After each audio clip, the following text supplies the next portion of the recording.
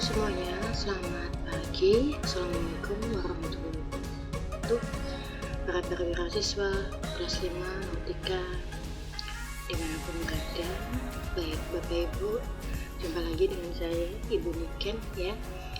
Di pertemuan kali ini saya akan membahas untuk Aknek 3 ya, khususnya mengenai harmful substance carried by sea in packets, jadi zat-zat berbahaya dalam bentuk kemasan Bapak Ibu atau dalam bentuk paket.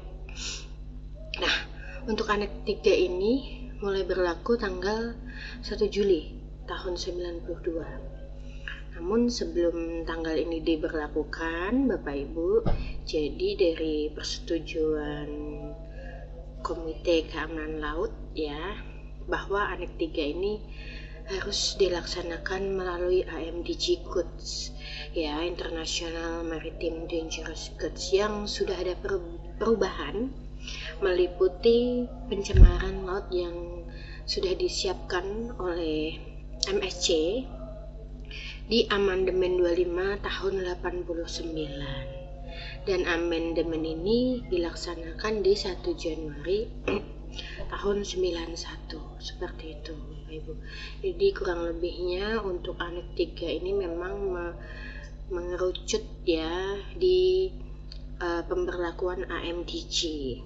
Nah, Bapak Ibu, untuk beberapa regulasi ya, khususnya untuk Anek 3 ini, pertama dari aplikasi, kemudian packing ya, kemudian marking and labeling, documentation, storage, quantity limitation, exception, dan PSC on operational requirement.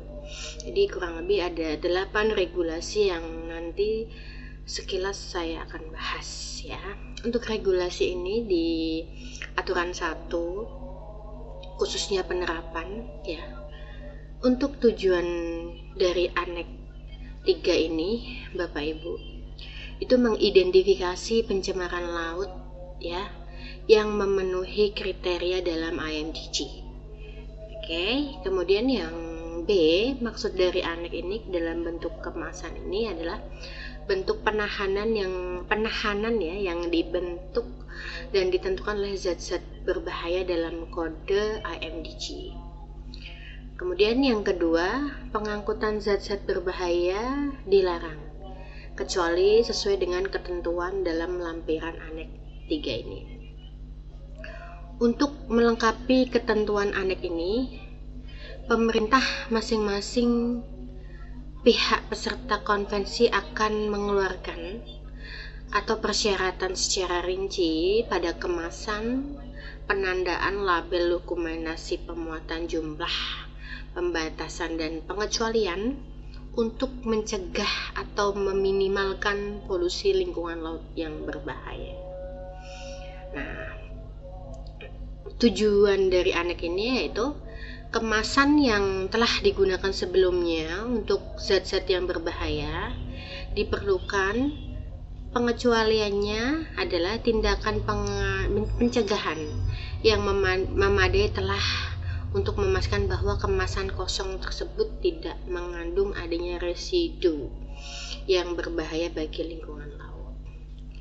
Persyaratan Anek ini tidak berlaku bagi barang stor kapal dan peralatannya. Nah, itu untuk regulasi 1. Jadi artinya di sini adalah penerapan apa saja yang dilakukan ketika bongkar muat di atas kapal ya Bapak Ibu. Nah, untuk regulasi kedua adalah pengepakan atau packing ya, itu mengacu kepada isi ya. Nah, ini ada UN, artinya unique number, dalam arti saat pengemasan itu Anda harus mengetes ya, jangan sampai saat ditandainya pengemasan ya, itu barang-barang yang sudah dikemas gampang patah, gampang rusak ya, gampang berubah bentuk ya, seperti itu, dan gampang mempunyai bentuk yang berubah-ubah seperti itu ya. Jadi dalam UN ini harus pengemasannya harus dites Bapak Ibu. Nah, ini ada beberapa pengemasan ID codes yang sudah diidentifikasi, dites juga ya. Jadi ada tipe, material, kategori, performance standar, kemudian maksimal pressure-nya, tahun pembuatannya, kemudian dari mana negaranya, dan simbol atau nama setempat yang mengemas seperti itu Bapak Ibu. Oke, untuk marking and labelingnya kurang lebih ya, bahwa ditunjukkan nama dagangnya ya, nama dagang, kemudian label-label yang menunjukkan bahwa zat ini adalah zat yang berbahaya atau mengandung polutan laut. Oke. Kemudian metode penandaan nama teknis yang benar dan label pada kemasan yang mengandung zat berbahaya harus teridentifikasi. Nah, bertahan sedikitnya 3 bulan walaupun terendam air laut. Jadi artinya harus benar-benar kualitas dalam penandaan label and marking ini bagus ya, ketahanannya seperti itu. Kemudian kemasan yang mengandung sejumlah kecil bahan berbahaya dapat dibebaskan dari keharusan pemberian tanda. Nah, seperti ini Bapak Ibu. Anda pasti sudah melihat ya marking atau labeling ini beberapa di area kontainer atau peti kemas yang ada di truk-truk seperti itu ya. Itu salah satu penandaan dari IMDG. Oke. Kemudian dokumentasi, artinya ketika didokumentasikan ya, semua ya substansi yang mengidentifikasi harus masuk dalam penambahan marine pollutant. Jadi semua dokumen ya yang melalui di mana zat-zat itu diberi nama harus ada teridentifikasi yang dinamakan marine pollutant. Pengiriman dokumen yang disediakan akan termasuk disertai dengan menandatangani sertifikat, pengiriman yang ditawarkan dalam pengangkutan dengan baik, dikemas dan ditandai, atau plakat yang sesuai untuk pengangkutan meminimalkan bahaya terhadap lingkungan laut. Ya, artinya di dalam sebuah zat yang berbahaya dalam bentuk kemasan itu harus dokumen yang sah ya. Kemudian setiap kapal yang membawa zat berbahaya harus memiliki daftar khusus. Daftar khusus ini sering disebut dengan MSDS Bapak Ibu, Material Safety Data Set ya. Jadi di situ secara rinci semua zat-zat berbahaya mempunyai identifikasi ya secara detail, apakah itu termasuk zat-zat yang mudah meledak, zat-zat yang beracun, zat-zat yang memang harus disimpan, bagaimana cara penanganan muatannya dan sebagainya seperti itu. Oke. Di setiap persinggahan di mana setiap zat pelaksanaan loading atau pembongkaran bahkan sebagian dilakukan revisi. Daftar zat-zat berbahaya yang diambil di atas menunjukkan lokasi barang atau menampilkan rencana rinci dan daftar tersebut sebelum keberangkatan untuk petugas atau instansi ditetapkan oleh otoritas pelabuhan, biasanya oleh surveyor atau loading master atau pihak port state control setempat. Nah, di sini juga dijelaskan ketika kapal membawa daftar khusus tersebut atau manifest ya, diperlukan untuk membawa barang-barang berbahaya sesuai dengan konvensi sebagaimana telah diubah ya. Peraturan ini dapat dikombinasikan dengan barang-barang yang berbahaya. di mana dokumen-dokumen digabung, perbedaan yang jelas harus dibuat antara barang berbahaya ataupun zat yang berbahaya yang di-cover dalam aneks atau lampiran ini. Seperti itu.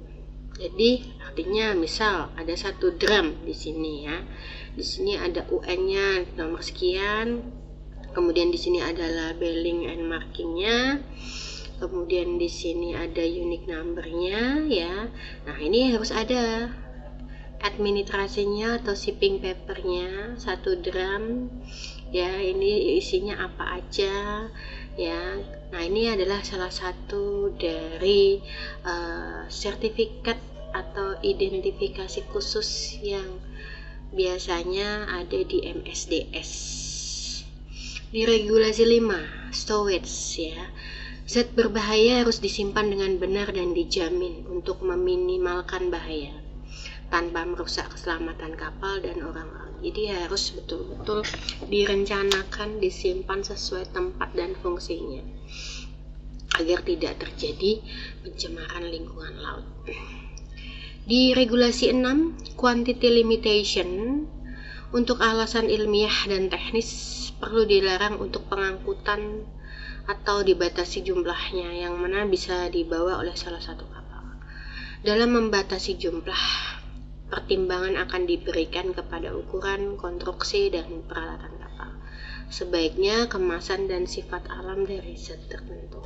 Ya, harus adanya kuantiti yang betul-betul dihitung dalam jumlah yang pasti ya, yang di situ akan diberikan oleh pihak kapal dari ukuran, konstruksi atau peralatan. Oke.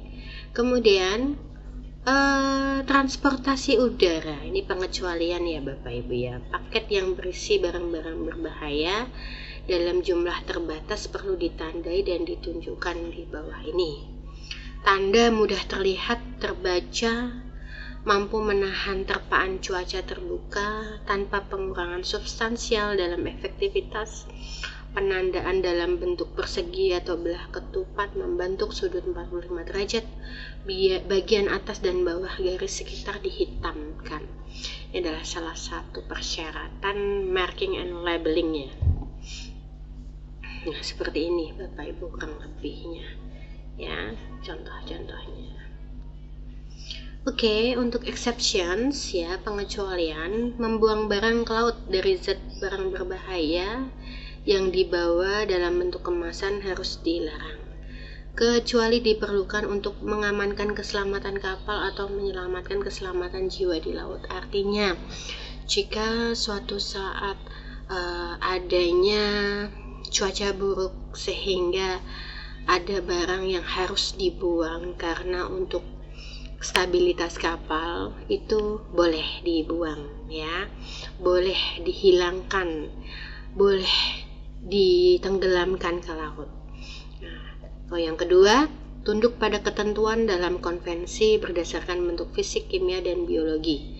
Asal kepatuhan terhadap tindakan tidak akan mengganggu keselamatan kapal dan orang-orang di kapal ya.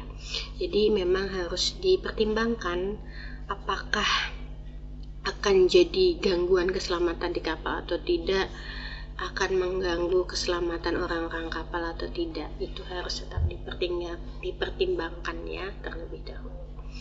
Untuk regulasi 8, Port State Control on Operational Requirement, sebuah kapal di pelabuhan atau terminal lepas pantai harus patuh pada pemeriksaan yang dilakukan oleh petugas yang diberi kewenangan oleh pihak tersebut mengenai persyaratan operasional sesuai lampiran. Dalam keadaan yang diberikan dalam ayat 1, petugas akan mengambil langkah seperti yang akan memastikan bahwa kapal tidak akan berlayar sampai situasi telah dibawa ke urutan sesuai dengan persyaratan lampiran ini. Ya, itulah dari regulasi 1 sampai 8 di aneks 3 untuk zat-zat yang berbahaya dalam bentuk kemasan. Saya rasa itu dulu Bapak Ibu.